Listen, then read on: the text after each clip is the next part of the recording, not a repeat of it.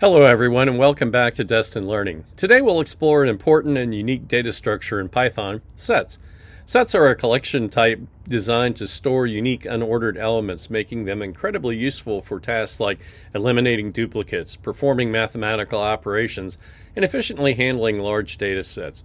Whether you're working with intersections, unions, or just need a fast lookup, sets offer a powerful solution for your coding needs.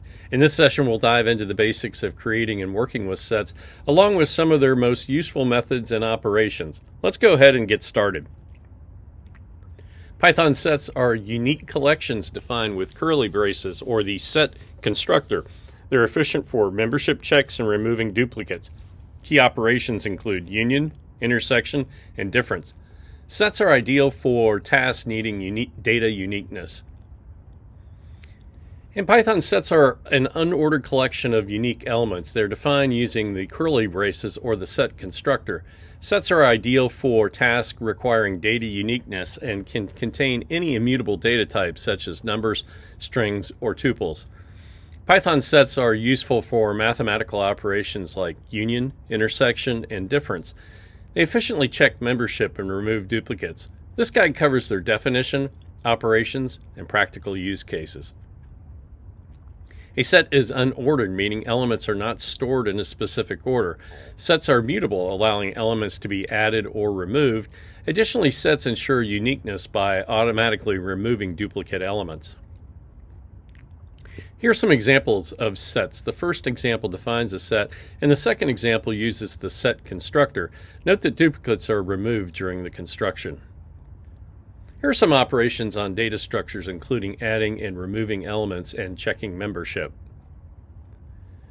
Here's some more examples of creating sets. Notice the second example creates an empty set. Here's some examples of how to add and remove elements from sets in Python. Here's how you can check membership in a set in Python. This slide covers 4 set operations: union, intersection, difference, and symmetric difference. Union combines all elements from 2 sets, removing duplicates. Intersection finds common elements. Difference identifies elements in the first set that are not in the second. Symmetric difference finds elements in either set, but not in both. This process combines all the elements from 2 sets while removing any duplicates. Here's how to find common elements between 2 sets. Here's how to find unique elements in the first set that are not in the second set. It involves set operations, analyzing both sets, and calculating the difference. This example explains how to find elements that are present in either of the sets, but not in both. In Python, sets offer efficient membership testing compared to lists. They're also useful for finding common elements and unique elements between groups. Additionally, frozen sets provide an immutable version of sets, ideal for scenarios requiring constant sets.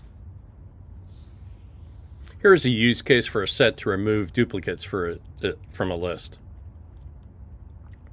Sets are more efficient than lists for checking if an element is present. They offer faster membership testing compared to lists. Here's a simple way to find common elements between 2 sets. Next is an example of how to find unique elements. A frozen set is an immutable version of a set in Python. This is useful when you need a set that remains constant throughout the duration of your program. Here's a list of common set methods. These include add, remove, discard, pop, clear, update, union, intersection, and difference. In summary, Python sets are efficient for managing unique, unordered data. They support mathematical operations, fast support for membership testing, and duplicate removal. Sets can perform union and intersection operations, and frozen sets handle immutable data. Well, that's it for this video. I hope it's given you all the details you need to start incorporating sets into your Python programs. If you like this video, please click the thumbs up button. If you'd like to see more videos like this, please consider subscribing to my channel. Well, that's all for now. I'll see you in another video soon. Bye-bye.